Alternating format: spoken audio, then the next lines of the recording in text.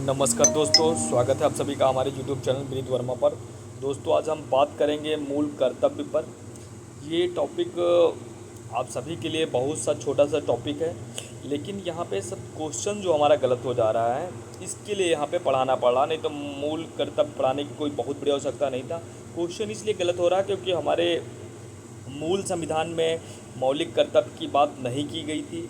लेकिन जो हमारा 42वां संविधान संशोधन 1976 में हुआ, उसमें हमारे संविधान में 10 मौलिक कर्तव्य जोड़े गए और उसके बाद 46वें संविधान संशोधन के द्वारा 11वां मौलिक कर्तव्य जोड़ा गया। तो हमारे 11 मौलिक कर्तव्य हो जाने के बाद हमें ये नहीं याद रखता है कि ए में कौन सा है, बी में कौन सा है, सी में कौन सा है, डी में कौन सा है। यानी कि पहले नंबर पे हमारा मौलिक कर्तव्य क्या है, दूसरे नंबर पे क्या है। क्योंकि परीक्षा जो हमारी आजकल ली जा रही है, वहाँ पे हमें नंबर सीरियल पूछा जा रहा है, तो सीरियल हमें याद नहीं होता है। तो सीरियल याद करने की यहाँ पे ट्रिक है।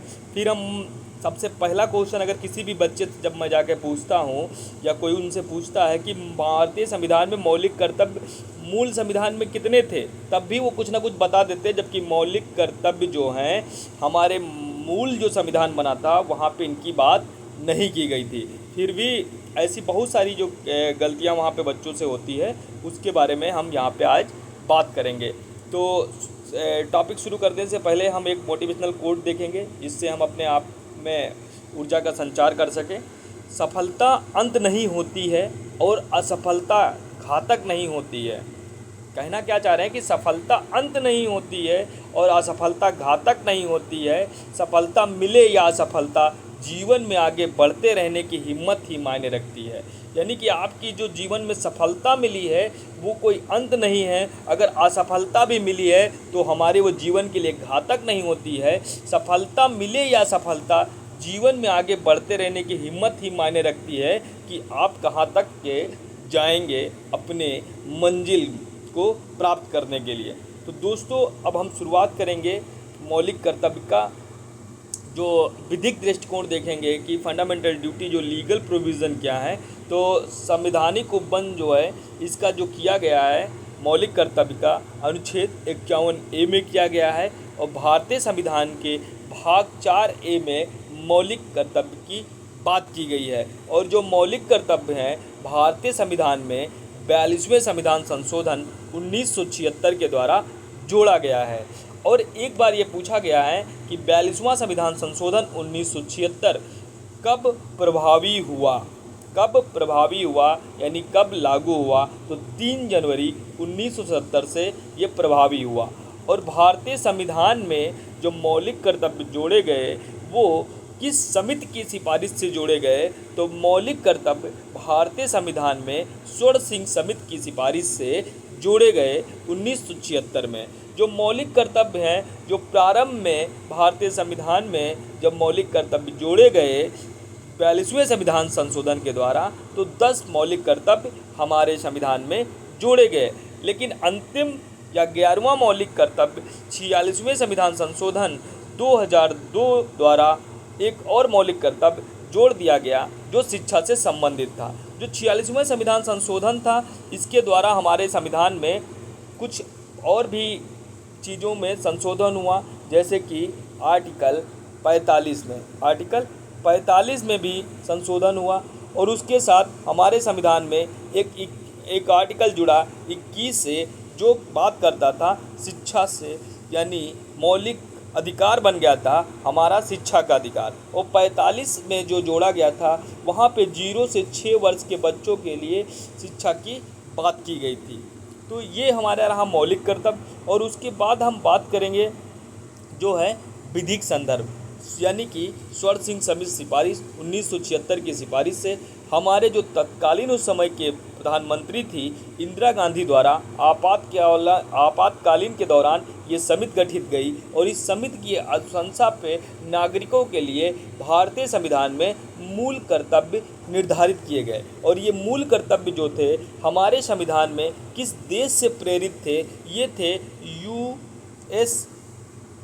USSR, यानी कि ये हमारा जो है उस समय का जो सोवियत संघ था उससे प्रेरित था। हमारे संविधान में मौलिक कर्तव्य नहीं थे, लेकिन ये हमारे संविधान में सोवियत संघ से प्रेरणा लेते हुए हमारे संविधान में मौलिक कर्तव्य जोड़े गए, क्योंकि हमारी उस समय की जो प्रधानमंत्री थी इंदिरा गांधी जी ने उन्होंने ये सोचा कि जब हमारे संविधान में मौलिक अधिकार दिए गए हैं भाग 3 में, तो क्यों ना हमारे नागरिकों का भी देश के प्रति कुछ कर्तव्य होने चाहिए।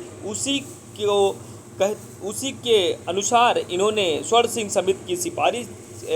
समिति की गठन किया और उसकी सिफारिश पर हमारे संविधान में मौलिक कर्तव्य जोड़े गए। तो कर्तव्य दो प्रकार के होते हैं, एक तो पूर्ण कर्तव्य होता है, दूसरा अपूर्ण कर्तव्य होता है। पूर्ण कर्तव्य जो राज्य का है नागरिकों के प्रति, वो हमारे संविधान के जो भाग 3 में मौलिक कर्तव्य के रूप में दिया गया है आर्टिकल 12 से 35 तक। लेकिन हमारे जो संविधान में जो डीपीएसपी है और हमारे संविधान में जो मौलिक कर्तव्य हैं, ये अपूर्ण कर्तव्य हैं, क्योंकि इसको हम न्यायालय में परिवर्तनीय नहीं करा सकते हैं। अगर कोई व्यक्ति अपने मौलिक कर्तव्य का पालन ना भी करे तो उसके लिए हमारा जो राज्य है वो हमें इसको परिवर्तित कराने के लिए बाध्य नहीं कर सकता है, जब तक उससे संबंधित कोई विधि ना हो, उससे संबंधित कोई विधिक उपबंध ना हो, तब तक वो हम पे लागू नहीं करा सकता। ये रही हमारी मौलिक कर्तव्य की बातें, और इसके आधार पर संविधान में एक नया, तो ये सारी बातें रहीं। फिर हम बात करेंगे अनुच्छेद 51(1) की जो कितने मौलिक कर्तव्य हैं इसकी व्याख्या को देखेंगे। यह अनुच्छेद नागरिकों के मौलिक कर्तव्य 11 मौलिक कर्तव्य है निर्दिष्ट करता है। तो अनुच्छेद 51(a) के अंतर्गत मौलिक कर्तव्य की जो सूची दी गई है उसको हम एक एक करके देखते हैं। तो सबसे पहले ए में बात की गई है कि संविधान का पालन करना और उसके आदर्शों, संस्थाओं, राष्ट्र ध्वज और राष्ट्रगान का आदर करने की बात की गई है कि संविधान का पालन करें और उसके आदर्शों, संस्थाओं, राष्ट्र ध्वज और राष्ट्रगान का आदर करें। ये पहला हमारा मौलिक कर्तव्य भारतीय संविधान के अनुच्छेद 51(a) में बताया गया है। दूसरा हमारा जो मौलिक कर्तव्य बताया गया है कि स्वतंत्रता की महान गाथा को हृदय में बसाकर उसका पालन करें। अगर जब आप देखेंगे, जब बेर पढ़ेंगे तो उसमें लिखा है स्वतंत्रता के लिए हमारे राष्ट्रीय आंदोलन को प्रेरित करने वाले उच्च आदर्शों को हृदय में संजोए रखें और उनका पालन करें। तो पहली बात है कि हम अपने राष्ट्रीय ध्वज और राष्ट्रगान और उनके आदर्शों का पालन करेंगे। और दूसरा जो मौलिक कर्तव्य है कि स्वतंत्रता के लिए हमारे जो राष्ट्रीय आंदोलन को प्रेरित करने वाले उच्च आदर्श हैं उनको हृदय में संजोएं। जो सी हमारा जो अगला हमारा तीसरा जो मौलिक कर्तव्य है सी में दिया गया है वो है कि भारत की संप्रभुता, एकता और अखंडता की रक्षा करें। क्या करें? भारत की एकता, अखंडता की रक्षा करें और उसे अक्षुण्ण बनाए रखें। ये हमारे बेयर में दिया गया है। फिर हमारा अगला जो मौलिक कर्तव्य है डी नंबर क्या है? वो है देश की रक्षा करना और जब आवश्यक हो राष्ट्र की सेवा करना। देश की आह्वान करें, देश की रक्षा करें और आह्वान किए जाने पर राष्ट्र की सेवा करें। ये हमारा डी नंबर का मौलिक कर्तव्य है, यानी चौथा हमारा मौलिक कर्तव्य है। ई है कि भारत की सभी जातियों में समरसता, समान भ्रातृत्व की भावना को बढ़ावा देना, यानी भारत के सभी लोगों में समरसता और समान भ्रातृत्व की भावना का निर्माण करें, जो धर्म, भाषा और प्रदेश या वर्ग पर आधारित सभी भेदभाव से परे हो। ऐसी प्रथाओं का त्याग करें जो स्त्री के सम्मान के विरुद्ध हो। ये पांचवा हमारा मौलिक कर्तव्य है। तो पहला आपने क्या देखा था? पहला आपने देखा था कि राष्ट्रगान और राष्ट्र ध्वज की हम सम्मान करेंगे, मतलब एक एक वर्ड याद करना है कि राष्ट्र ध्वज और राष्ट्र सम्मान जो है उसका आदर करेंगे। फिर हम अपने जो हमारे जो हुए थे स्वतंत्रता सेनानी, उन्होंने जो राष्ट्र की महान गाथा को जो रखा था उसका पालन करेंगे। फिर तीसरे में हम संप्रभुता, अखंडता की रक्षा करेंगे। और फिर हम चौथा हम देखते हैं कि राष्ट्र अगर आह्वान करे तो उसकी राष्ट्र की सेवा के लिए हमें समर्पित रखना है। और ई नंबर को याद करना है कि भाईचारे को बना के रखना है। ये हमारा मौलिक कर्तव्य है। एफ में क्या है कि हमारी समृद्ध विरासत की गौरवशाली परंपराओं का महत्व समझना और उसका संरक्षण करना। ये जो बात करी गई है कि हमारी समसामयिक जो संस्कृति की गौरवशाली परंपरा का महत्व समझे और उसका जो है क्या करें, उसका संरक्षण करें। ये एफ में दी गई है। जी आपसे बहुत पूछा जाता है कि प्राकृतिक पर्यावरण की रक्षा करना, जैसे जंगल, नदी, झील, वन्य जीव का, ये क्वेश्चन आपसे इन्वायरमेंटल लॉ के पेपर में भी पूछा जाता है। ये जो जी नंबर है, जो 7वां नंबर आपका है, ये बात क्या करता है, ये बात करता है कि प्राकृतिक पर्यावरण की जिसके अंतर्गत वन, झील, नदी और वन्य जीव है रक्षा करें और उसका संवर्धन करें तथा प्राणी मात्र के लिए दया भाव रखें। ये बात की गई है भारतीय संविधान के अनुच्छेद 51A के जी में बात की गई है। मौलिक कर्तव्य जो हमारा 7वां नंबर है, 7वां नंबर हमारा इन्वायरमेंट से संबंधित है। और 8वां नंबर क्या है, यानी एच में क्या बात की गई है कि वैज्ञानिक दृष्टिकोण, मानवतावाद और ज्ञान अर्जन की भावना का विकास करें। ये बात की गई है एच में क्या कि वैज्ञानिक दृष्टिकोण, मानवतावाद और ज्ञान अर्जन तथा सुधार की भावना का विकास करे। ये हमारा मौलिक कर्तव्य हुआ। अगला हमारा जो मौलिक कर्तव्य है आई में जो बात की गई है, सार्वजनिक संपत्ति की रक्षा करना और हिंसा से दूर रहना। सार्वजनिक संपत्ति को सुरक्षित रखें और हिंसा से दूर रहें, ये बात कही गई है आई में। जे में देखते हैं कि व्यक्तिगत और सामूहिक उत्कृष्टता की दिशा में सतत प्रयास करना। अगर आप जब बेयर में इसको पढ़ेंगे तो वहाँ पे बात की गई है कि व्यक्तिगत और सामूहिक गतिविधियों के सभी क्षेत्रों में उत्कर्ष की ओर बढ़ने का सतत प्रयास करें, जिसे राष्ट्र निरंतर बढ़ते हुए प्रयत्न और उपलब्धि की नई ऊंचाइयों को छू ले। और अंतिम जो लास्ट, ये बहुत ज़्यादा पूछा जाता है, जो 86वें संविधान संशोधन के द्वारा जोड़ा गया था, जो बात करता है, जो 11वां मौलिक कर्तव्य है वो 2002 में जोड़ा गया। और यदि यह बात करता है यदि माता पिता या संरक्षक 6 वर्ष से 14 वर्ष तक की आयु वाले अपने यथास्थिति बालक या प्रतिपाल के लिए शिक्षा के अवसर प्रदान करेंगे। यानी माता पिता का यह मौलिक कर्तव्य है कि 6 से 14 वर्ष के अपने बच्चों को शिक्षा के जो अवसर हैं उनको प्रदान करेगा, यानी शिक्षा उनको दिया जाएगा। ये हमारी बात हो गई। फिर हम इस पर कुछ केस देखते हैं जो प्रमुख हैं, इम्पॉर्टेंट केस जो हैं पूछे जाते हैं यहाँ से।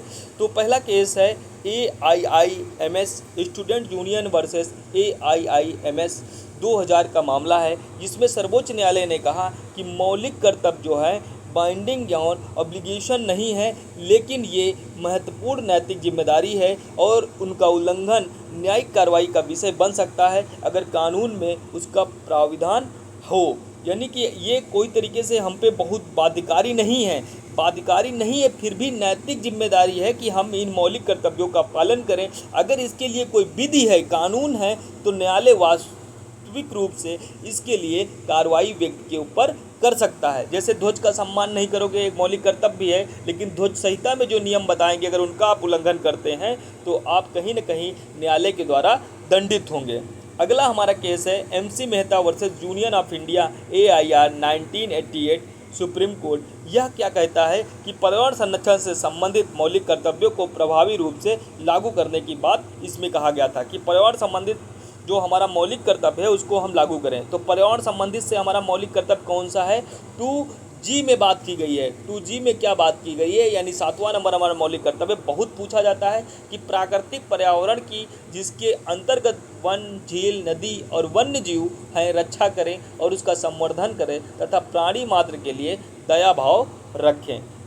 अगला हमारी जो बात हम करेंगे इन मौलिक कर्तव्य को याद करने की ट्रिक, तो हमारी जो ट्रिक है इसकी याद करने की, तो इसमें हम जो ट्रिक वाक्य है हमारा, राजू ने भारत माता के गौरव और संस्कृति की रक्षा करते हुए वैज्ञानिक सोच से एकता व भाईचारे हेतु निश्चित किया।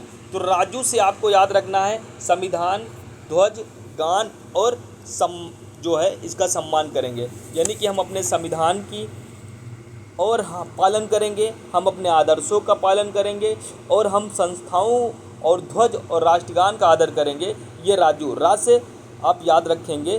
पहला मौलिक कर्तव्य ने यानी स्वतंत्रता संग्राम के लिए हमारे राष्ट्रीय आंदोलन को प्रेरित करने वाले उच्च आदर्शों को हृदय में सजोए रखेंगे। भारत माता यानी भारत माता क्या करना, संपूर्ण एकता और अखंडता की रक्षा करना है।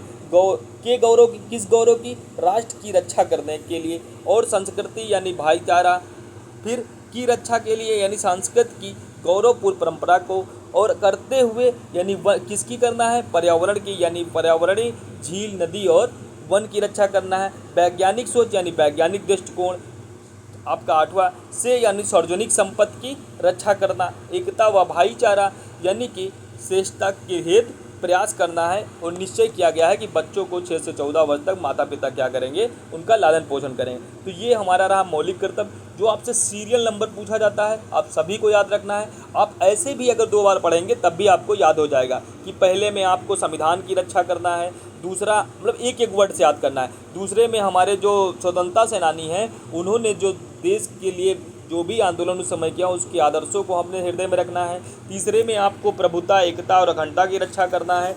चौथा जो बताया गया है कि देश में अगर आह्वान किया जाएगा तो उसके लिए बात की गई है।